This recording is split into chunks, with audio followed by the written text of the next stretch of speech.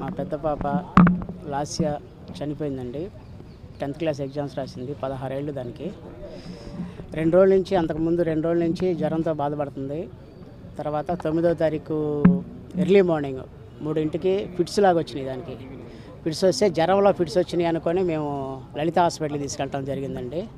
తీసుకెళ్ళిన తర్వాత అక్కడ ఒక 1 అవర్ 1.5 అవర్ ట్రీట్మెంట్ చేశారు. చేసిన తర్వాత మళ్ళీ గణేష్ మహల్ పక్కన ఉన్న సూపర్ స్పెషాలిటీకి పంపించారు. పాపని పంపించి అక్కడ ట్రీట్మెంట్ చేసిన ఫస్ట్ జూనియర్ డాక్టర్స్ ఎవరైతే ఉంటారో వాళ్ళు పర్లేదండి, ఒక 2 రోజులు 3 రోజులు మీరు ఇక్కడ ఉంటే పాప సెట్ అయిపోద్దని చెప్పారు. సరే అనుకున్నాం మేము. తర్వాత ఉదయం 11ంటికి విజయ మేడం వచ్చారు. వచ్చి చెక్ చేసి 48 అవర్స్ అబ్జర్వేషన్లో ఉండాలండి అన్నారు. నేను అక్కడ 48 అవర్స్ ఏంటండి అని నాకు తెలిసిన వాళ్ళని అడిగితే అందరికి అలాగ చెప్తారులేండి, వాళ్ళకి తెలియాలి కదా ఏంటనేది అన్నారు. తర్వాత రోజు మళ్ళీ 10ంటికి 11ంటికి విజయ మేడం వచ్చి చెక్ చేశారు. మమ్మల్ని 12ంటికి అట్లా పిలిచి మేము చేయాల్సిందంతా చేసామండి.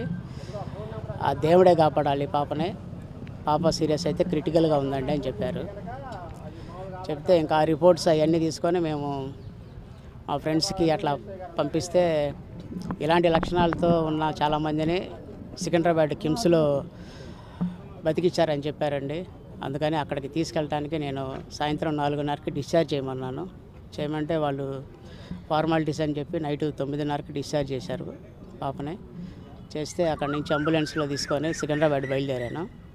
బయలుదేరిన తర్వాత ఇంకా గంటలో సికింద్రాబాద్ వచ్చింది అనగా పాప చనిపోయిందండి.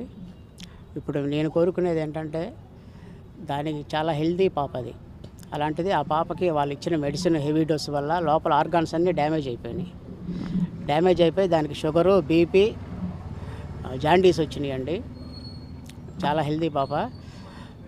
హెవీ డోస్ మెడిసిన్ వాడటం వల్ల ఇది జరిగిందని నేను అనుకుంటున్నాను. అలాగే మేము చెప్పిన టైంలో సాయంత్రం 4:30 కనుక డిశ్చార్జ్ చేస్తుంటే మేము నైటు 9, 10ంటికన్నా సికింద్రాబాద్ వెళ్ళిపోయేవాళ్ళం. ఆ పాప బతికేదనే ఆశించాను.